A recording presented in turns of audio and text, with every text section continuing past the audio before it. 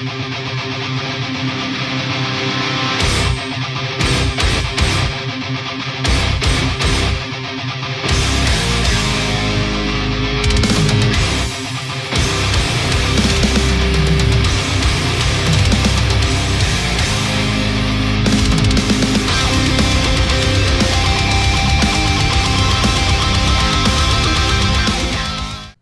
you for joining us for another ball review. This one is for the Roto-Grip Winter.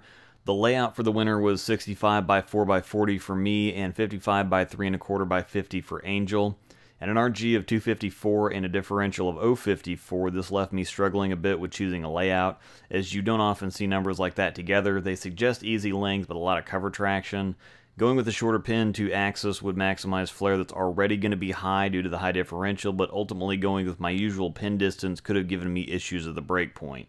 I appear to have made the right decision, as even with the 4-inch pin, the Winter breezes through the front part of the lane. There's buzzwords like clean and easy, but outside of a tropical storm, I can't remember the last ball I had that was this effortless through the first 30 feet of the lane. That being said, it definitely needs all the cover traction it can get because it doesn't seem to really rev or roll much. It spends nearly an uncomfortable amount of time in the skid phase before catching some friction near the end of the pattern, which gets it to shape up before it slows right back down again on the back end. This is both a good thing and a bad thing. On the good side, on the fresh, I found it almost impossible to miss the pocket. Shots a bit further right caught the dry and rebounded. Shots tugged inside kind of sat there. I had truthfully about an arrow and a half to throw out when I began filming. I didn't have to force anything out of it. I was able to just kind of flip it out there nice and easy and it found the pocket. Another point to make is that because it doesn't seem to really rev or roll, there's a higher than average amount of power and hit at the pocket. It's definitely a pocket splasher for me. It spends virtually zero energy trying to hook or rev, little is used when it hits friction, so it has quite a bit to transfer to the pins, provided the shape into them is good. On the bad side, it goes straight from the skid phase to the roll phase, seemingly missing the important hook phase altogether. The phrase that's used a lot is controlling the mid lane. The Winter doesn't do that. Now, a lot of the time when you hear that harped on, it also kind of means the ball can burn up early and hit flat. That's also something the Winter doesn't do either, so that's a reasonable trade-off. At first glance, it bears some similarity to the Marvel Pearl, All-Out Show-Off, the Daredevil, or even the Punch-Out / Wrecker if you go back that far, but a much closer look shows a ball that's easier down the lane than any of them, kind of quick on friction, but it's after it begins to turn is where the major characteristic of this ball is for me. It's very easy down the lane. Looks like it's going to bounce and then drive, but it actually grabs and then slows back down. This is important to note because while it does make the pocket fairly huge in terms of how much room you have available to hit and carry at, it can also make it inconsistent in transition. Towards the end here, I started getting some wiggle at the break point, which isn't as much of a concern because it allowed me to play further right than I expected, which kept my angles closed. But it's fairly sensitive to wet-dry. After filming for the Halo, I got back on the lanes with the Winter to see how it would act, and it honestly didn't go well. I don't see this being a good burn or transition ball outside of a very few specific situations.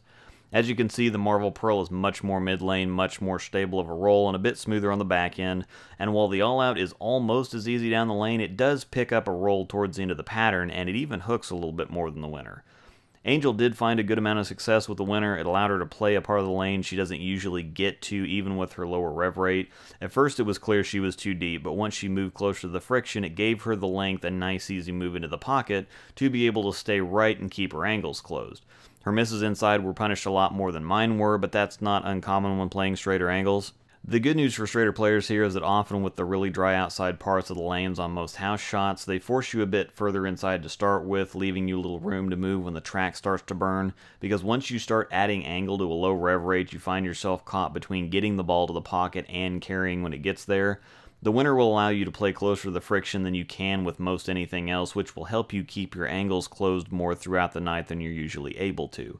That doesn't mean you can play right on top of the friction, it just means you can probably move a board or two closer to the gutter to start, and most of us big rev guys forget just how important a couple boards can be to a lower rev player.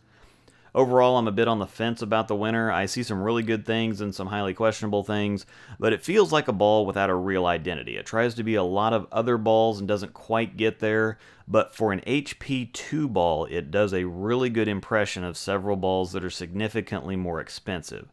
We'll see what I have to say in my 2-month report card, but initial impressions are that on the fresh, it's the easy button, and when things get a little choppy, it needs to go back in the bag. Thanks for watching.